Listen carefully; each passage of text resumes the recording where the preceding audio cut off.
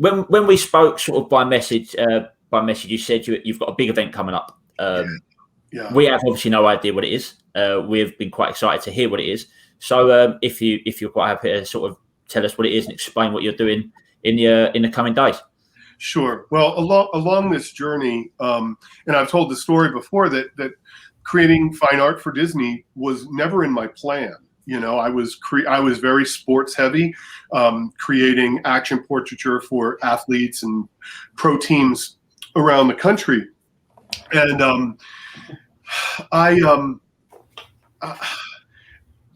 the Disney call came, and it was a tremendous blessing, a tremendous honor. It's been one of the greatest honors of my life to create fine art for Walt's company. And the extension from there is that my art has been introduced to a lot of eyes that matter. Lucasfilm reached out, I think maybe 3 years ago now, maybe 4 already, and asked me to create a few special paintings for the opening of Galaxy's Edge. So that was my first foray into Lucasfilm Star Wars art. And if you rewind the clock to 8-year-old Kevin John, I was 8 years old in 1977, I think, when I saw New Hope. Everything that I drew, everything that I played with the little figurines, everything I played in my backyard, it was all Star Wars. So that was something I never expected in my wildest dreams, to be able to work with George Lucas and his team through Disney to create art for them. Well, the response to the art and the imagery was very strong. And now I've worked with Lucasfilm for a bunch of different projects, everything from textile to fine art and concepting. And one of those great partnerships is with Topps trading cards. And a lot of you will remember the little paper trading cards that we had when we were kids. They're football cards, baseball cards. Topps did have Star Wars cards in 1977 as well, which I hoarded and hid from my parents, right? Because they didn't want me to, partake in such foolishness, as well as drawing Star Wars constantly in school when I should have been doing other things, because of course, drawing Star Wars was never going to get me anywhere. So I showed them, didn't I? But Topps approached me. They had this amazing platform where these cards are all traded digitally. It's an app that you just download for free on your phone. It's called the Topps Star Wars Card Trader, and they issue all of this new imagery on all these digital trading cards, and the packages unwrap right in front of you digitally, and you hear that paper. The only thing you don't do is there's no chewing gum to chew, right? But the entire experience is still there. However, this community is global. So you may get this rare card that maybe now you've got 2 of, and you can trade them with people around the world for all kinds of different, you trade for other images and other cards and build your collections. And it's really incredible because it's now this global community that everyone has access to. And so they approached me, I think 2 years ago, maybe 2 years ago, and asked me if I would like to essentially become their featured artist. They had all types of digital imagery and photograph imagery on cards, but they had no fine art. And so they asked me if I would be interested in contributing as, a fine artist for Lucasfilm Topps Star Wars. Nice. And of course, I jumped all in. My first set premiered just at the end of August. It sold out immediately, and it was the most successful card set that they've ever had. Wow. I'm honored and blessed by that, and I'm going to show you guys some of that imagery. From there, the last 6 months, we have been working on building collections of Kevin John art for all of the other Topps digital platforms. There is, you guys will be especially interested, there is Topps Kick, which is Major League Soccer. Okay. There is Topps Skate, which is National Hockey League. Walking Dead, Star Wars, Marvel, Disney. KJ. Yes. Oh, that's awesome. There you go. Right. I mean, that's not 93. That's still in the wax. Yeah. Oh, that's huge.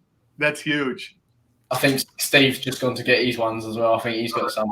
But yeah, I can't find mine. Universal to get hold of you, and you need to do a new fresh batch. Yes. I mean, they are throwing so much work at me that I literally have only worked on these products since I've been for the last 7 months. They are about to launch all of these products on their digital apps the last weekend in February. So Thursday, February 24th, 25th, Saturday and Sunday, 26 and 27. The Topps digital platforms are hosting what they call WinterCon. So it's because we can't do in-person conventions anymore. They're doing on Twitch these amazing online conventions where they host people like myself or Ashley Eckstein or some of the actors from The Mandalorian or WWE wrestlers. Oh, that's another thing I've contributed to, Major League Baseball and WWE as well. So all of their platforms I've created art for. That's incredible. They're going to launch all of these all these Kevin John series is throughout all of their platforms during this WinterCon event. I can't show you any of that art, but I can use it, and I would beg you guys to and your followers to, if you go to the easiest way to find me is you go to my website, kevinjohn.com. So it's kevin-john.com. And from there, you'll find links to especially my Facebook page, because that's where I spend a lot of my social media time. We will be promoting WinterCon with the links and the times and the schedule and everything right there on social media as well as on my website. So you'll all be able to join in live and watch this. And watch it unroll. You'll be able to download these apps and be able to start collecting Kevin John cards right away as the app as the apps are introduced. These different. Have you got a date for the WinterCon?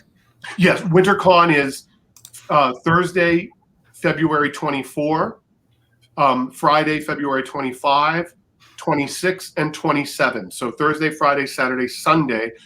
I'll be on segments live that whole weekend talking about the product. They'll be dropping. We'll be doing giveaways. I'll be doing live sketches, all kinds of stuff. So it's really, like I said, we've been planning this for 7 months, and it's very, very exciting. I've done a lot of sketch product for it, and then there will be forthcoming fine art, like full paintings, which I'll show you, like I did with my first series for Topps Star Wars. If you wouldn't mind, let me show you some of the series that premiered. Go for it.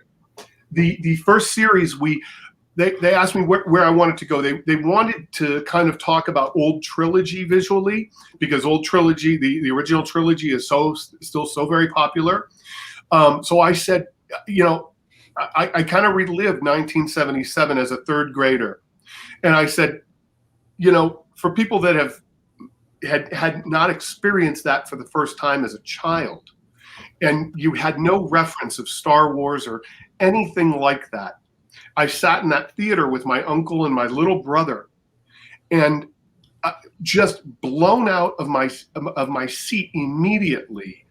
The grand music, these spaceships that looked real, that I had no concept on how they were making this done. It wasn't Harryhausen, right? I mean, this was, far steps above, and you're just you're trying to catch your breath at the wonders of the guy that's breathing in black and with the cape and the thing, and they're shooting the white stormtrooper things, and then there's robots, and you don't. How the hell are they doing that? And lasers, and what is that sword? I want that. And just as you're able to catch your breath, they settle you down, and George walks you into this cantina. And there you are introduced to this galaxy of characters that are out there that are living in this world. And it was a wonder that I'll never live through again. Much like Jurassic Park, when that Tyrannosaurus Rex first breaks through. Yeah, that was like you're wondering how the hell I see the dinosaur. I don't know how to clean the dinosaur. Right? It still holds up today, like so well. Yes. So I said that's what, when I introduce these new Star Wars fans to the Kevin John Star Wars art, I want to give them that experience of the cantina. I want to show them that experience that I had walking through that cantina for the first time. So immediately, so these are the original paintings here. I own the originals, and the originals are for purchase, and you can find them on my website. You can inquire about them. They're between 3,500 and 5,000 each. But I still have some remaining where I can show you. I'm trying to. There we go. Yeah. So good. That's brilliant. You're walking into the cantina. You walk past the little crowd of Jawa, right? And you hear that tonal music, right? And so you do hear that music. Oh, that's brilliant. And these are all individual trading cards. They're now sold out, but these were individual cards with tops. So you can really see the detail. Yeah, I was just noticing that in hands. That's amazing. Okay, how long does it take you to do these? These are about 100 hours, 150 hours each painting. And this is all watercolor. So you've said you've done. I'm thinking, how? That's watercolor. This is all I paint exclusively in watercolor. It's just my weapon of choice, and it works. It's that is unbelievable. Thank you. It's very different than traditional watercolor painting, right? It's kind of my own style that now is getting some repute. Of course, then you're yelled at by our friend behind the bar. Yeah. And I love the foreground characters. Just shadowed a little bit. Yeah. I love that. Shortly thereafter, you're going to meet this bristly fellow. Grew up knowing him as Walrus Man. He actually has a name that I can't think of right now. I apologize. I'll zoom in on the bristles on the effects you've got on the hair, and that's with watercolor. Yes, that's like mine would be a big blob of just color. Taking you a little fine brush. Thank you. And I know that you really can't see the color here, but if you go to my website, you'll be able to scroll through this gallery of these and actually see them, blow them up, look at them, full color and everything, because the camera just doesn't do it justice. Shortly thereafter, we see Ben Kenobi talking to this space pilot, and this space pilot is introducing him to Chewbacca. Right? Thank you. Nice job. Jeez, I love that. And Ben will very soon. Chewbacca will introduce him to Han Solo. Creeping in the background, though, is our just waiting for his opportunity to go and talk to Han Solo. Yeah, no, they're so good, mate. Unbelievable. Thank you. Thank you. I love I love this art. Thanks, Jamie. Thank you. One of the reasons why I get the contracts that I do is that I can create the human face. Portrait painting comes naturally to me for whatever reason. I'm blessed, and so you'll see some of that here. The Tonica sisters. There we go. Wow. Love the hand. That's crazy. Yeah. Thank you. The inquisitive characteristic of the one. Whoops, the one here in the foreground, right? As she looks to figure out what's going on. I have to say this. I got to choose which characters I featured in this series, and this guy is my favorite. He was my favorite as the 3.5-inch plastic figure that I received Yeah. 1978. There you go. Yes. I knew him as Hammerhead. He's got a. He's actually like a hammerhead. Yeah. Yeah. There we go. Take a look at that. Yeah. The detail is just incredible. The lighting. I think it gives it the edge because I'm quite artistic myself, but more pencil art rather than painting. I've never really done painting before. It's not probably one of my strengths. But one of the things I've noticed with pencil artwork, it's using the eraser to highlight the light coming in. That's something that I do in my, and that's what I could see you've done with the paint there. It's wicked. So George Lucas was masterful in his lighting, and they even glossened the camera a little bit to show that the reflection on the eyes and things of that nature. And all I'm doing is I'm just stepping that forward. I am looking at art that was created by the concept artists, interpreted by the actors and the makeup artists, and interpreted by George in his lens, and I'm just taking that one more step, and now it's Kevin John's interpretation of what George saw in his lens. And thank you, Jamie. The Vader on my website, that was for Galaxy's Edge. This one is my favorite, probably will remain my favorite piece of any Star Wars piece I have. I'm a Luke Skywalker fan, and Luke has always been, in my soul. I connected with him as a character immediately. He's the eternal optimist, and so one of the pieces that you'll see online that you won't see here is Han and Chewbacca sitting at that corner table. Yeah. I'm looking at that now. But you'll be able to see it online. Here is Luke and Ben on the other side of the table.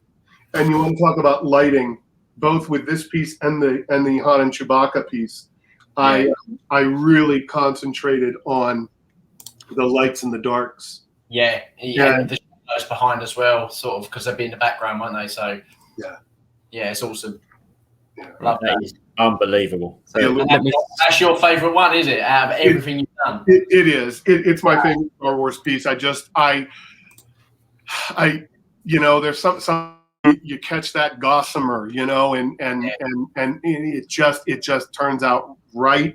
Where every other piece I look at and I go, well, I could have improved that. I could improve this. I could improve that. But that oh, thank you. Oh yeah, blow that up. There you go. That's the missing piece there. There we go. Look at the hair on Chewbacca, right? Can you not comb that right now? Yeah. Now again, I am not when I talk about my art, I always talk about it as though someone else did it. Because it really is kind of a transcendental experience when I'm creating these paintings. The brush in my hand is moving, but I have no idea what the hell I'm doing. It literally is just coming out of my fingertips. And there you can see the vibrancy of the colors. It's kind of a hallmark of my painting now. I'm colorblind. I've spent the last 10 years trying to teach myself how to paint in color where I could not see. So I'm very proud of the color that I'm mixing and giving some diffusion to the backgrounds where you have that push away where the backgrounds get a little more blurry. I wasn't really happy with this one with his face, but I painted it exactly how he appears in this frame of film. I know what you mean. He's got. Yeah. I've done it myself in my own pictures. Say that again. I'm saying I've done it myself with my own pictures like this. I think it's just where you have your own sort of level of expectation, and when something doesn't meet, that's probably why you love the Luke one so much, because it just went so perfect for you. So you're like, that's like my favorite piece. Yeah, I mean, if you pull up this screenshot, that is exactly what Wurr looks like. He's got kind of a distorted look to his face, and it's heavily shadowed, and his nose is askew. But from a viewer that doesn't know that character intimately, it looks like I did a really bad job of painting his face. So, right? Yeah, I see what you mean. But that is that character. If you was to put a photo next to it, it'd be exactly the same. That's what while we're on the Darryl, I was going to say, while we're on the art topic, my friend's question is art based. The animation one, is that right? Do you mind if I ask you that now? It's a 2-part question. It's quite long. Absolutely. He said, "What would your advice be to people who have a natural talent for art, but are told by non-creative people to get a real job and give up on their art?" He said he was told growing up from both of his parents and job centre employees that animation is just a hobby and not a real job. Yet he pursued the path even when it was an uphill struggle through depression. And now he's got a job in stop motion amateurs. Ooh. Yeah. First of all, that's awesome. So congratulations to that on that. Because any way that us artists can express our creativity, our soul, any way that we can express that creatively is a tremendous reward. I very easily could have been a musician. I could have been a sculptor. I could have been an actor. This chose me. I have strongly that same experience that your friend had. I was told by everyone, as close as my parents, that this is a fool's errand. Artists don't make money. It's no way that you're going to starve. You're literally going to be painting paintings on a sidewalk and trying to sell them out of a cardboard box. And that everyone I knew, pretty much my entire life, had tried to dissuade me from doing what I was placed on this planet to do. And I know that is the story with creatives all over I don't know about all over the world, but at least here in the States. I seem to think art is appreciated globally more than it is here in the States, but I don't know about that.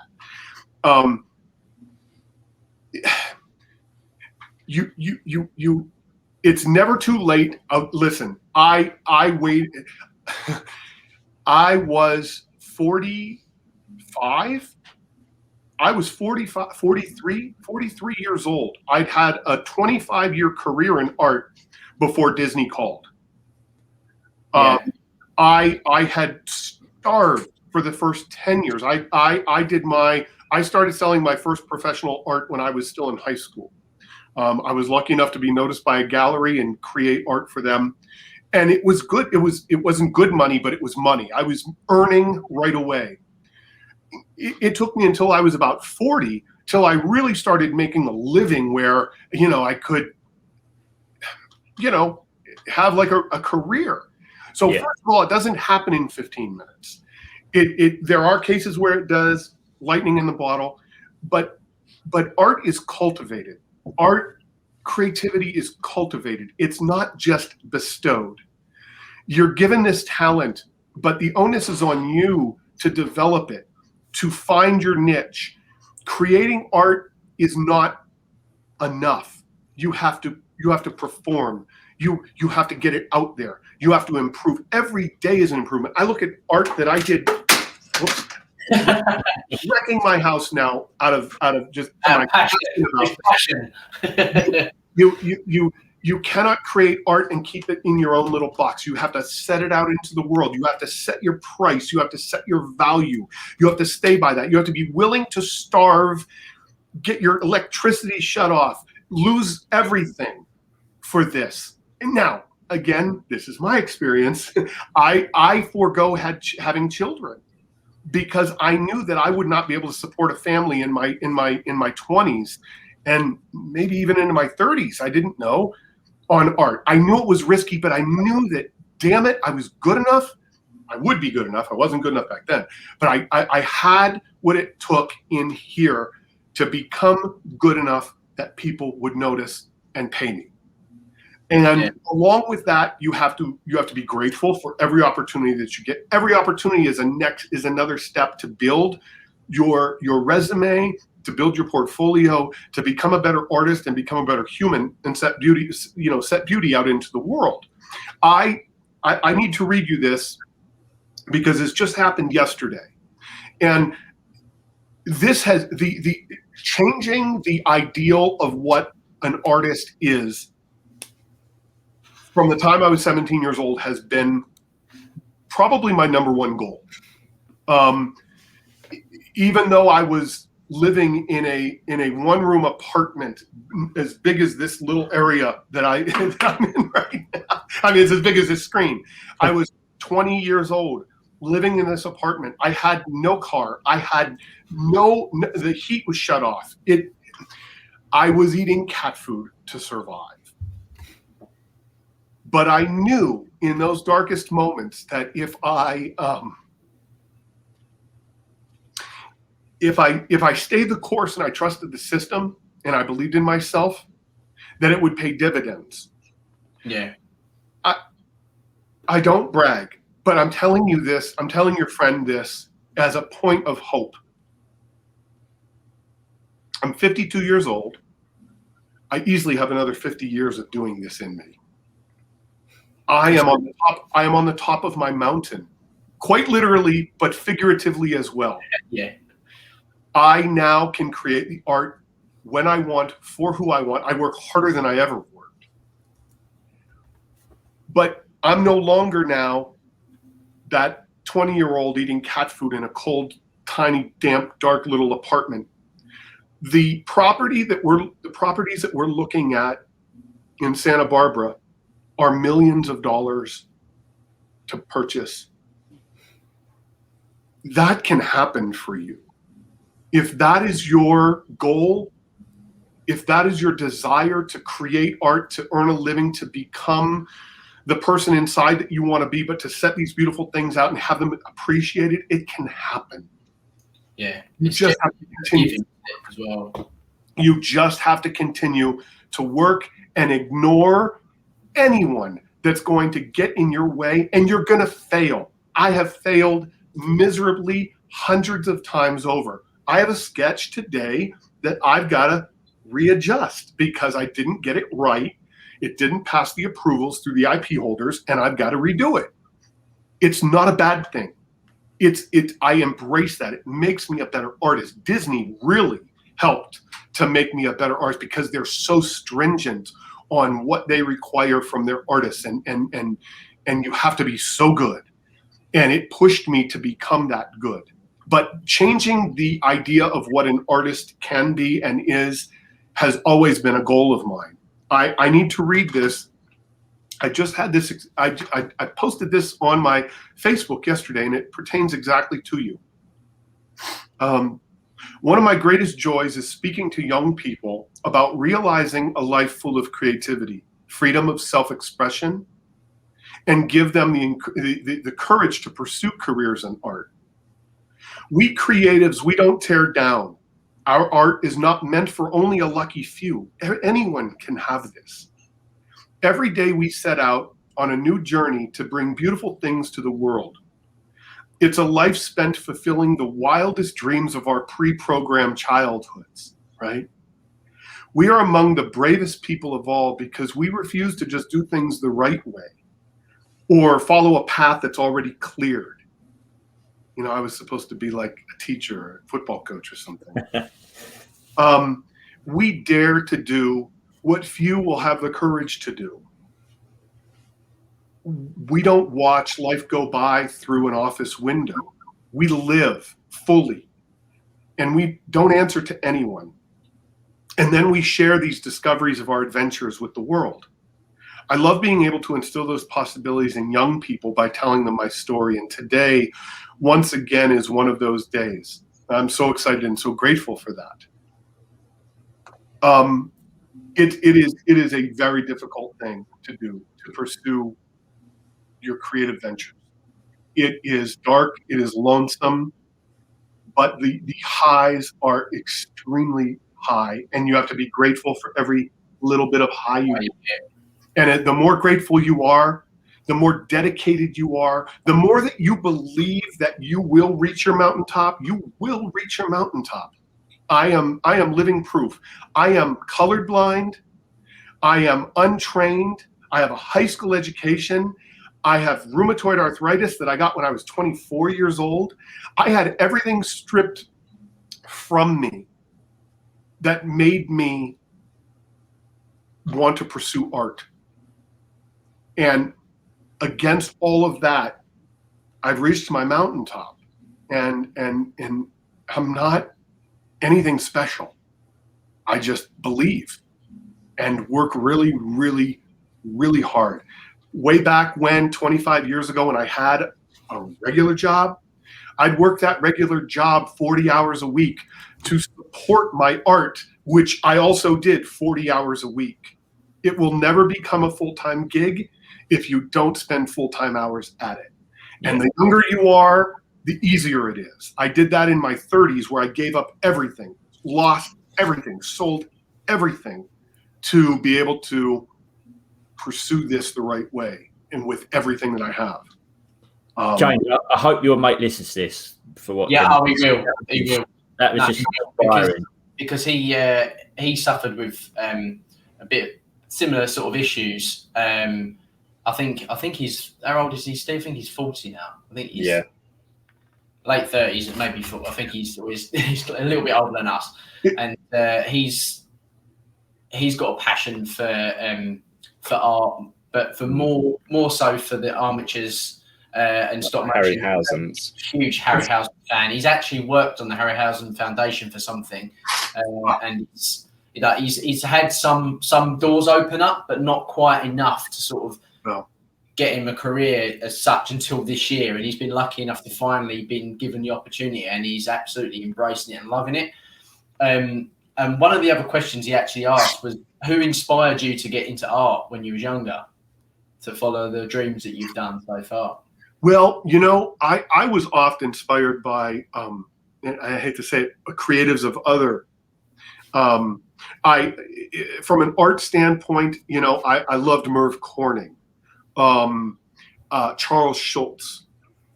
And I know that really doesn't have anything to do with what I'm doing now, but it didn't matter. It was the spirit of the artist. Yeah. The storytelling, Norman Rockwell. I don't have a great art education, so I can't name the masters off the top of my head. Yeah. I wasn't influenced by them because it was so far out of reach, but I was influenced by athletes. I was influenced by musicians. I was influenced by actors, people that were living their creative life and becoming wealthy and becoming famous and becoming complete humans because of it. So I derive a lot of inspiration from other types of creative people. Walt Disney failed over and over and over again. Walt did not break through until he was in his 50s. Think about that. Really, we think Walt, was always, Walt, but he did not break through. He didn't become a master until he was in his 50s. Michelangelo, Da Vinci, those masters did not become masters until they were in their 50s. It's not too late for this gentleman you're talking about. Take that opportunity and give it everything you have, man. Give it everything you have. And if that's not the right one, that's okay, because they always lead to the next. I knew immediately when I signed my Disney contract that any other art, and I know a lot of them. I know a lot of my Disney artist friends. They're done. This is it. This is the top of their mountain. Disney was. It was only. I said that I let myself have about a day, and then I said to my fiance, "Well, what's next? Where are we going to go next? What mountain can I freaking climb after this one?" And I just keep creating, keep being true to your creative soul, and believe in yourself. Yeah. Talking of mountains, that looks like a Bob Ross picture behind you. Is that one of yours, or is that actually? This back here. Yeah. This is a gorgeous. I told you I don't paint in oils, but I appreciate oil painting so much, and I found this here in the mountains at an estate sale. I got it for $10. Wow. Really? I have art like that all over my house and in storage. All the art that I collected back in Florida. I don't have any of my own stuff hanging. I derive inspiration and pleasure from other artists. So yeah, Bob Ross was not a great artist. Is not a great artist. What we are great marketers. Sometimes you have to be just good enough and to get those opportunities, and then through those opportunities I think that you can become great. But Bob Ross was magnificent at the entire product that he put forth, and his legend is now living on. And how can you not love that, right? Walt Disney was not a tremendous artist. He was a tremendous visionary. Yeah. And he dipped to those strengths and followed that path. And as Chris has put, a viewer now, he's just put, inspiration can come from anywhere, and that's the greatest thing. And he's bang on just, and as you said, if you stay positive and you keep trying, eventually it will come. It will. And that's it. And for your mate, as I said, James, for your mate that's cracked through this year, hopefully he goes on and on from what he's doing now as well. Yeah. As it's great. It's great for people like yourself that have just kept going. Yeah. And as you'll keep going, which is great for us as well, because we get to enjoy what you do. Thank you. And I know for myself, sort of speaking to you now for probably 4 years or so, and viewing your stuff, and James and Jamie and Steve, probably just quite recently, since the last time we probably spoke, for Jamie and James especially, and my friend Erin, who's bought stuff off you, just to show them your art as well. It's great because they all love it. And fantastic. When it all comes down to it, Daryl, that is the highest honor. It is gratefulness beyond words. I've said this before. I didn't realize I started selling art when I was 17 years old. And for many years, I did not appreciate the full impact of people taking something that you've created and then hanging it in this place where they spend hundreds of thousands of dollars on, right? Your home. They're giving me real estate in this place where they make memories with their families, where they live every day, they dream, they eat, they share. I have real estate in people's homes. What higher compliment could you possibly get? And that was only evident to me after I bought my first house. I was like, well, what am I going to put on the wall? It's not my shit. I'm going to start bleep. I'm going to put other people's art. But I was very careful to select what art I was putting on the walls, and to think, wow, since I was 17 years old, some kid selling drawings, and putting those, decorating their homes with them. My God, I am forever in debt to these people. It's great. As I said to you last time, I actually won a piece of your art off the Disney movie hour. Yeah. Oh, wonderful. I won a tiki piece, which where we're living now, it's not up, but especially when we get our own place, it will be. I love it. And you're right, it's great for you to see that as well. But I'm sure the boys will keep a lookout for everything you've got now. Yeah, thank you. Especially. While I know we've just gone off the topic of Star Wars a little bit, and the last time we spoke was just before The Rise of Skywalker got released. Yeah. Now, we have arguments about this film with Jamie constantly. Me and Jamie, we love to hate each other. We are the biggest frenemies going. So it's sort of similar to me and James. What was your thoughts on that film and that trilogy as a whole? Because we've got so many different thoughts on that, especially with how good the original trilogy was and stuff like that. So, I have to look at through a couple different lenses. Through the artist lens, I look at it, and the marketing lens, I look at it and say, what a wonderful way to bring new generations into this story. I think that I love the literal galaxy of heroes now.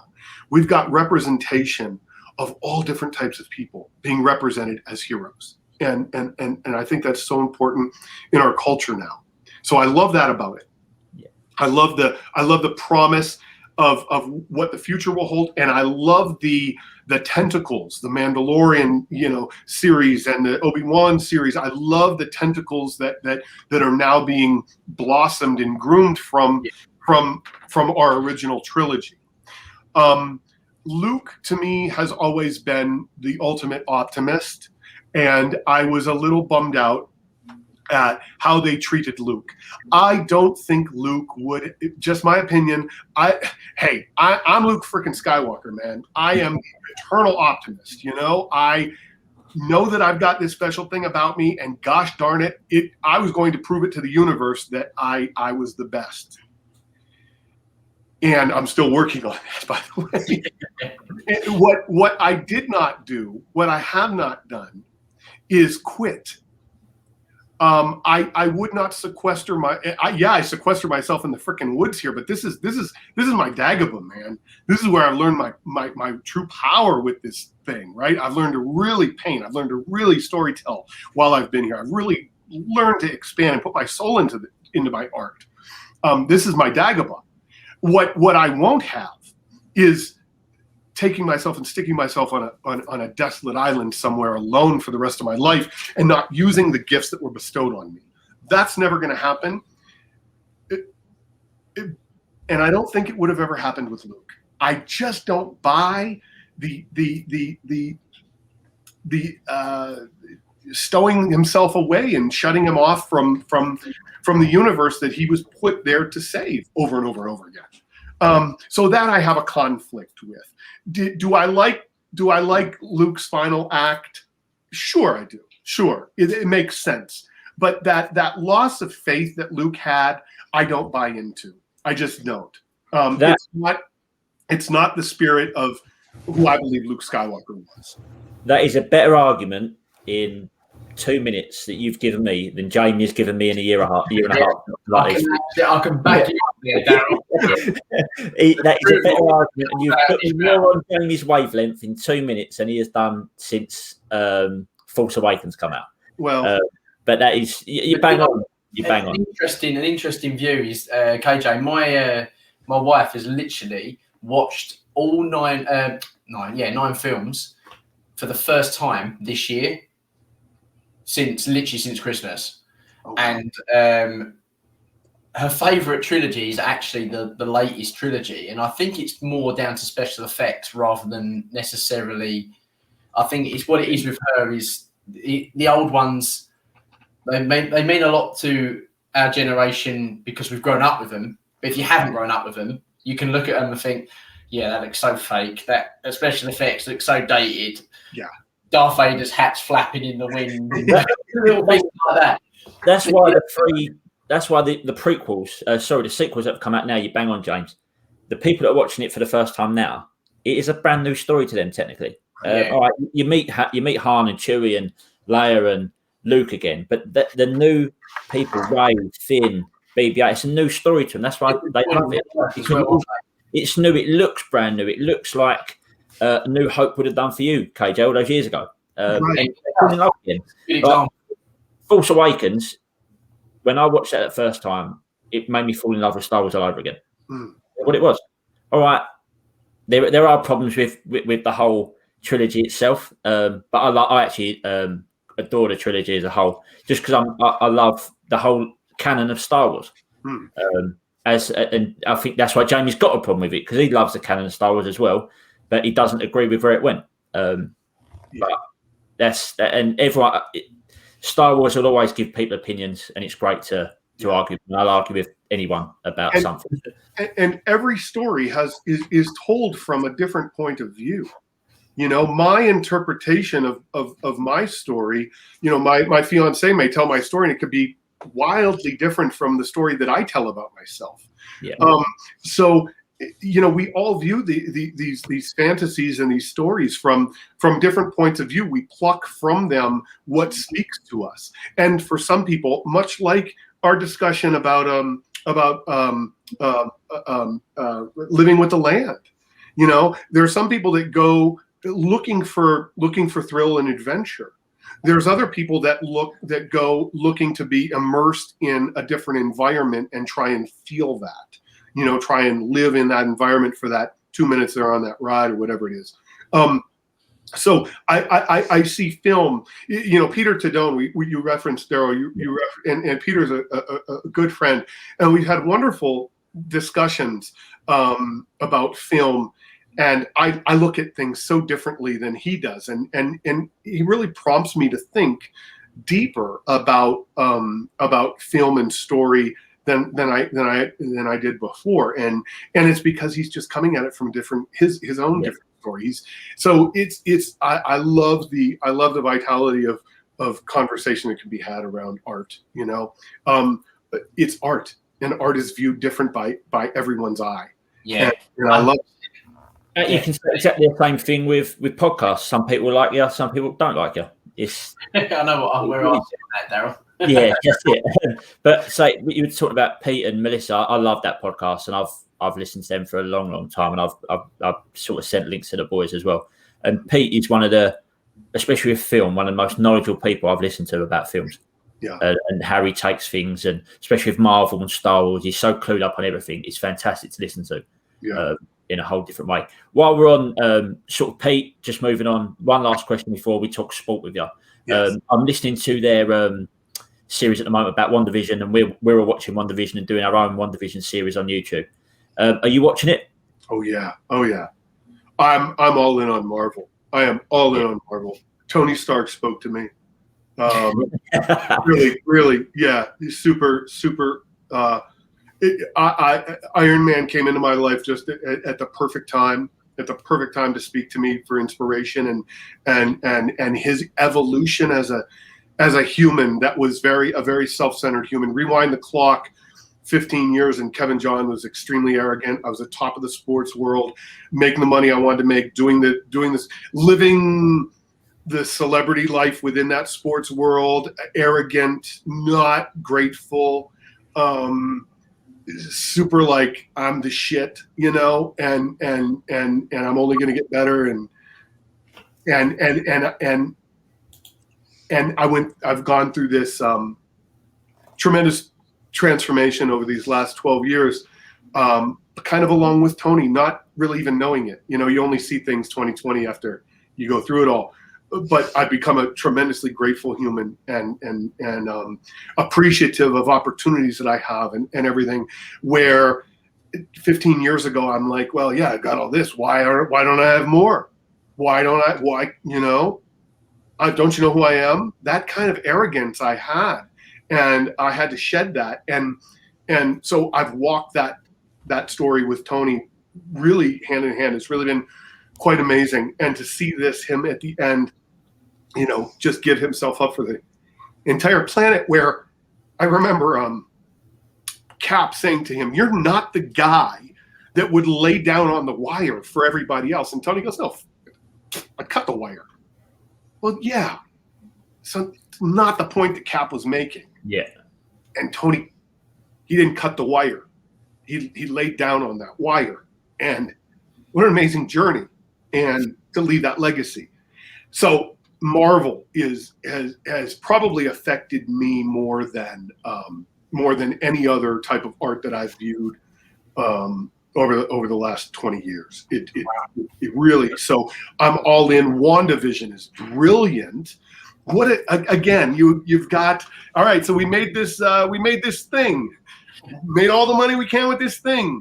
How can we possibly make more money and still stay true to the art form? And they're doing a brilliant job with these tentacle stories for all these characters and everything. And then the jaw dropping about how it now fits into the story even more, like, yeah, boom. Mind blown. I'm doing art. I freaking love it. I freaking love it. I didn't think I'd find a program on Disney Plus like Marvel or Star Wars program that I loved more than Mandalorian, especially season 2. That was incredible, and we've all seen it and loved it. But WandaVision right now has just taken my full attention because it's different. Yeah. Steve hasn't watched it yet. Steve's going to watch it at the end, but it's just caught my attention in such a way. We don't see things like this anymore, like the 50s sitcom, black and white, and then changing. It's just how they've done it, and that is, you've got to give Marvel such amount of praise for how they're doing it right now. Yeah. People would say, "Do we need this? Give me as much Marvel as you want. I'll watch it." Right. Yeah. Absolutely. I agree. Right. Let's